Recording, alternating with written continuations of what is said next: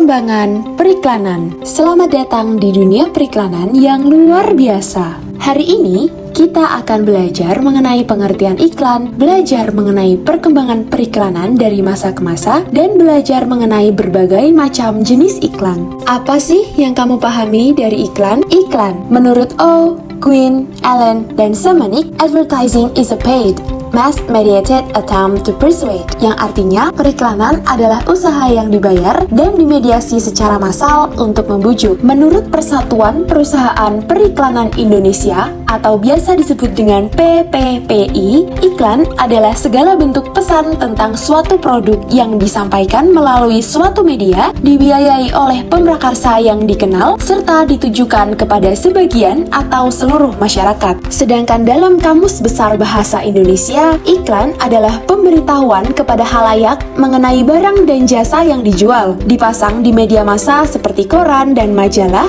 atau di tempat-tempat umum. Lalu, apa sih yang kamu ketahui tentang sejarah periklanan? Iklan sudah digunakan sejak dahulu pada zaman sebelum Masehi. Metode iklan pertama yang dilakukan oleh manusia sangat sederhana. Pemilik barang yang ingin menjual barangnya akan berteriak di gerbang kota menawarkan barangnya pada pengunjung yang masuk ke kota tersebut. Iklan pada masa itu dalam bentuk pesan berantai yang bentuknya informasi. Pesan berantai itu disampaikan dari mulut ke mulut untuk membantu kelancaran proses jual beli. Para arkeolog meyakini bahwa advertising tertulis juga sudah ada sejak zaman dulu. Advertising dilakukan dalam berbagai bentuk mempublikasikan berbagai peristiwa dan tawaran yang ditemukan pada masa Babilonia 3000 sebelum Masehi, berupa kepingan tanah liat, bertuliskan prasasti tentang dealer salep, juru tulis, dan pembuat sepatu. Pada masa Yunani kuno, lukisan dinding dan batu untuk iklan komersial merupakan manifestasi lain dari bentuk periklanan kuno, di mana hal itu menunjukkan kehadiran iklan masa lalu di bagian Asia, Afrika, dan Amerika Selatan. Iklan tulis mulai dikenal pada zaman Yunani kuno, berisi tentang budak-budak yang lari dari majikannya atau memberitahu akan berlangsungnya pertandingan gladiator. Iklan pada zaman ini hanya berupa surat edaran. Pesan komersial dan publikasi kampanye politik juga ditemukan dalam reruntuhan bangsa Arab kuno. Orang-orang Mesir menggunakan papirus untuk membuat pengumuman mengenai barang-barang yang dijual dan membuat poster yang ditempelkan di dinding. Saat iklan mengenai lost and found mulai marak di Yunani dan Romawi kuno. Pada zaman Julius Caesar di Eropa, banyak toko dan penginapan yang sudah pakai tanda, papan nama, atau simbol untuk membantu mereka yang buta huruf. Misalnya, penginapan dengan simbol Man in the Moon, Three Squirrels, dan Hole in the Wall. Bentuk periklanan cetak mulai berkembang di awal abad 15 sampai 16 setelah penemuan mesin cetak Gutenberg tahun 1450. Metode iklan dengan tulisan tangan dan dicetak di kertas besar ditemukan pada Imperial Intelligencer Maret 1648 di Inggris. Sampai tahun 1850-an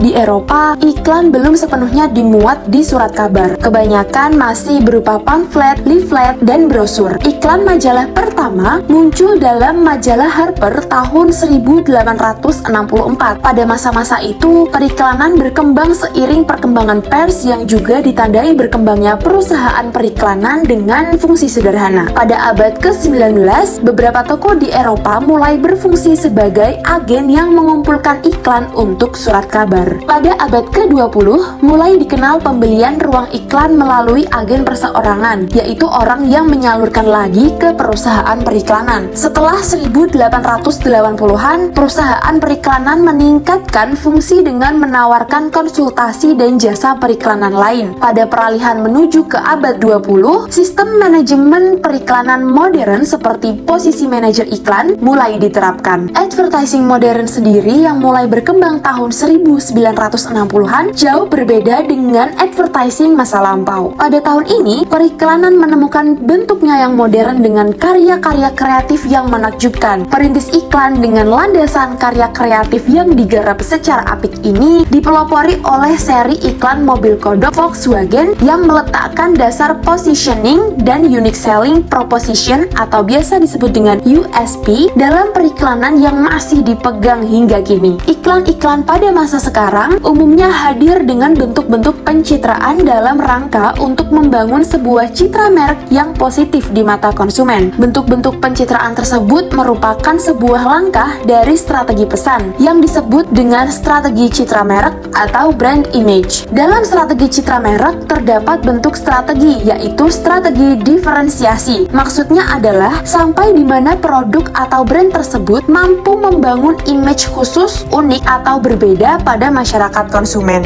Sekarang kita akan mempelajari jenis-jenis iklan. Lalu, apa yang kamu ketahui tentang jenis-jenis periklanan? Secara umum, iklan dibagi menjadi dua. Yang pertama, iklan komersial, dan yang kedua, iklan non-komersial. Iklan komersial ini bertujuan untuk mempromosikan dengan maksud orang tertarik, membeli, hingga menggunakan jasa atau barang yang diiklankan. Sedangkan untuk iklan non-komersial ini ditujukan kepada halayak untuk memberikan informasi, edukasi, imbauan, dan sosialisasi program tertentu.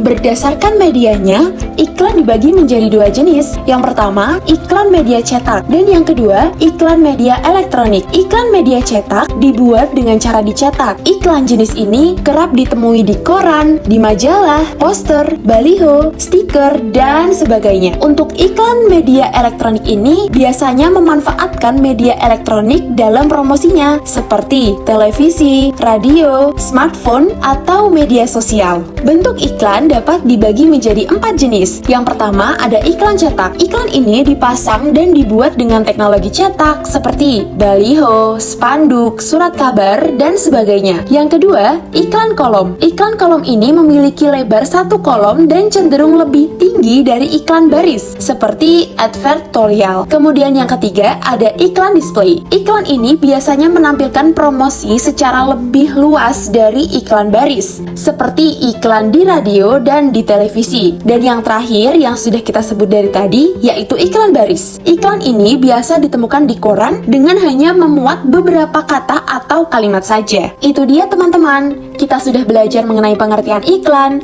perkembangan periklanan dari masa ke masa, dan kita juga mengenal berbagai macam jenis iklan. Sampai bertemu di lain kesempatan, terima kasih.